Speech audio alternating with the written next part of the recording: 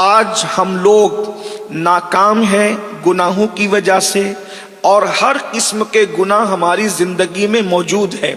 اس کی سب سے بڑی وجہ یہ ہے کہ ہم آخرت کو بھول چکے ہیں۔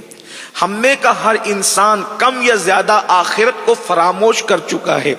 جس طرح سے اللہ پر ایمان لانا ضروری ہے، جیسے رسولوں پر ایمان لانا ضروری ہے، جیسے فرشتوں پر ایمان لانا ضروری ہے، جیسے اللہ کی کتابوں پر ایمان لانا ضروری ہے، ویسے ہی آخرت پر بھی ایمان لانا ضروری ہے۔ آخرت کیا ہے؟ یعنی جب ہم مریں گے تو مرنے کے بعد قبر میں جائیں گے، اور قبر دو میں سے کوئی ایک ہے، یا تو کسی کی قبر جنت کے باغوں میں سے باغ ہے، یا تو کسی کی قبر جہنم کے گڑھوں میں سے گڑھا ہے۔ میرے بھائیوں، یہ اپنے نبی کا فرمان ہے، یہ اپنے آقا کا فرمان ہے، اور اس پر ایمان لانا ضروری ہے۔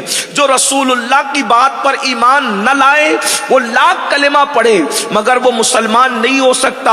اتنا پختہ یقین ہمیں ہونا چاہیے کہ یہ جو 2 گز زمین ہے، زمین کا ٹکڑا، یہ صرف 2 گز زمین نہیں ہے، بلکہ یا تو یہ جنت کے باغوں میں سے باغ ہے، یا تو جہنم کے گڑھوں میں سے گڑھا ہے۔